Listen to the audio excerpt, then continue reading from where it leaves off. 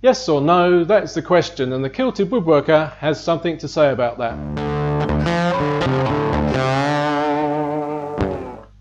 I'm really pleased to welcome the Kilted Woodworker, Ethan Sincox, along to Bench.Talk 101 Tip Talk, and he's got a tip for us. So welcome, Ethan. Thank you.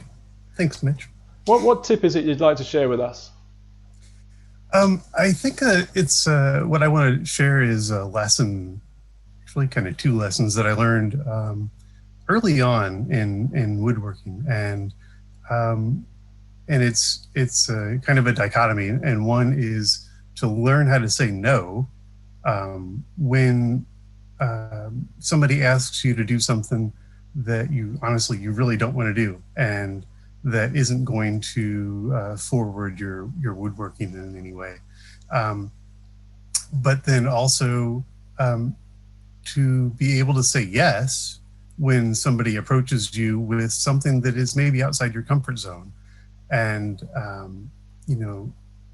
it's not something that you don't want to do. It's something that will definitely challenge you, though. And you have to constantly challenge yourself to grow, as a woodworker.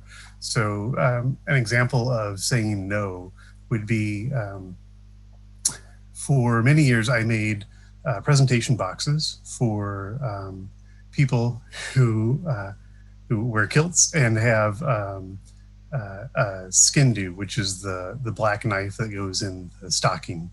And I made presentation boxes for a guy named Rab Gordon up in Scotland, and he would recommend people to me if they wanted a presentation box, like a fancy box made. Yeah. And so one time I had somebody contact me, and his best friend had just made the New York City Pipe and Drum Band, and he had purchased two skin do from Rab and wanted me to make a box.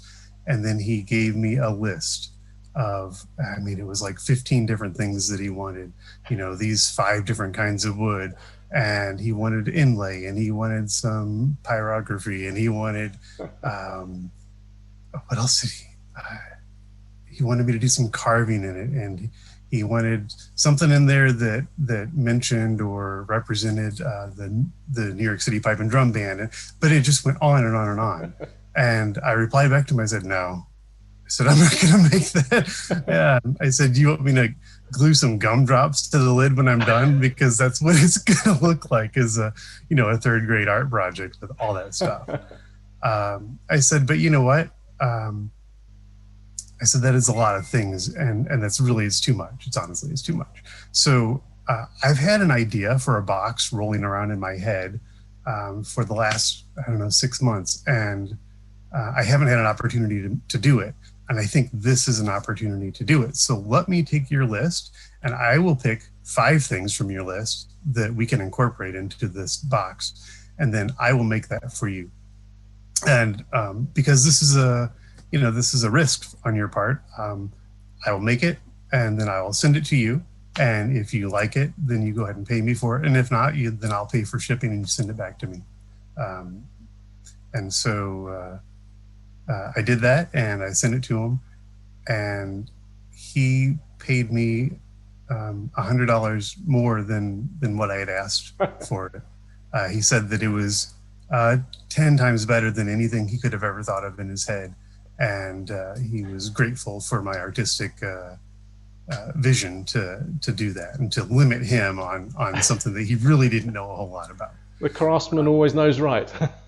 Yeah, exactly. Yeah. Well, sometimes, most of the time. So an example of saying yes when it's going to push you is out of the blue. A couple of years ago, I received an email from the CEO of a local marketing design firm, and what he wanted was a conference table for them, like a big presentation piece when they have somebody, a client coming in, and they can bring them into this room with this huge, conference table that's all beautiful and impressive to their clients.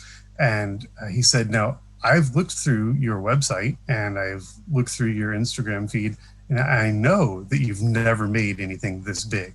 or you've never posted about it, never talked about it. And he goes, and I would assume, having read a lot of what you write, that you've never done it because you would talk about it. And he said, so I'm going to take a risk here, but I think you can do it. And so we discussed payment and stuff like that. And I said, yeah, let's go ahead and do it. At that point, I don't think I'd made anything bigger than a bread box, bigger than a presentation box. Yeah. And so then he gave me a cap on how much they would pay me for it. And that had to include everything, which was paying myself, sourcing the lumber, sourcing the materials for the legs, and my time and, everything. And so it was a really great challenge for me to figure out, okay, well, where am I going to get this lumber from, and then still have enough left of this amount of money to pay myself a proper wage, because that is important. I won't do a project if I can't pay myself. Yeah. So it was a great learning experience, and I presented them with an 8-foot long black walnut conference table that took 4 of us to deliver. That was huge. But they were ecstatic with it. And in fact, 2 years later, he contacted me to order a couple more pieces for their office area. So a hall table and some end tables. Fantastic. So, that was a wonderful opportunity there. And I recognized it for what it was. And I knew it was going to be a challenge, and it absolutely was a challenge. But, I grew as a woodworker because I was willing to take that risk and expand my comfort zone. Yeah. Well, that's really great, and a great tip there to know when and when not to say yes or no. Yeah. Fantastic. Thank you so much, Ethan, for joining us and You're welcome. sharing that tip with us. All right. Thank you.